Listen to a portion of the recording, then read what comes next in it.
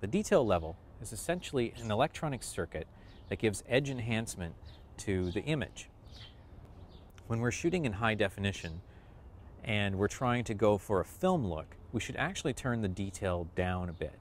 And keep in mind that film has no electronic detail or sharpening added to it. So we're going to try to emulate that look. As we'll see here, as we turn down the detail, we can go to minimum or turn it off completely. Now, I would not actually turn it off completely because it actually seems to defocus the pixels more than what we could probably bring back in post-production. So you can go as low as minimum with no problems. And the great thing is that most nonlinear editors have a setting. It's usually called sharpening or the unsharp mask, which can essentially do exactly what the camera does. The great thing is that you have full control over it in post-production. So instead of committing in camera and let's say putting detail up to normal or even higher than normal, where now we're seeing a very enhanced edge. Every edge, and you can see that on Derek's face, there's almost a white line around his face that has been enhanced. And even the lines on the fence back there, you can see that we get a dark black outline and a white outline. And it's really, it lends itself to a video look. And our goal in digital cinematography is really to let our audience not know that we're shooting on video. We want them to believe that we're shooting on film and not really think about the fact that we have shot in a digital format.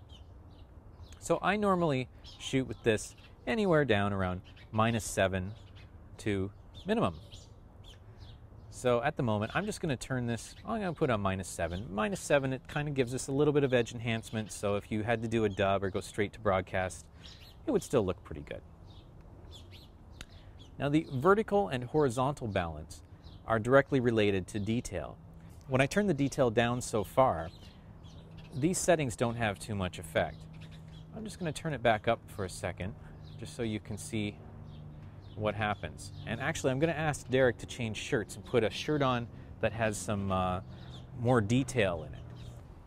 So Derek has now put on a shirt that has some lines on it, and you can see in the NTSC down-converted version, we get a bit of a moire pattern. So I'll start playing with the frequency, the horizontal and vertical frequencies. So if I change the frequency here, you can see some slight effect on the lines in the shirt. And we'll just adjust the vertical frequency as well. So that's high and that's low. There are only two options there. And then our balance for vertical and horizontal balance, we can go horizontal minimum and then shift it up to horizontal max.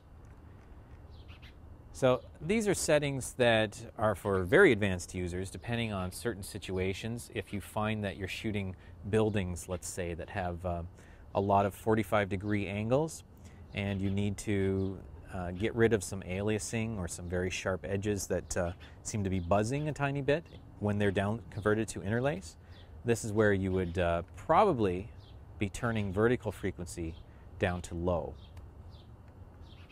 And essentially what this does is it's not lowering the resolution, but what it's doing is lowering the amount of edge enhancement in the vertical direction. And this really helps out if you do have 45-degree angle material and you're getting more patterns. But really the simplest solution is just to turn detail down and then deal with that in post-production. And you can see as we turn the detail down or off, the sweater, all the problems with the sweater just go away. And once again, I'm just going to put it on -7, and I'm going to leave the vertical horizontal balance on normal. Frequency I just leave on middle, and the vertical frequency I'm going to leave on low. Now there's also a rumor that if you are getting some noise, some unwanted noise in the picture, that putting vertical frequency on low will also help. But really turning the detail down is probably the best thing you can do.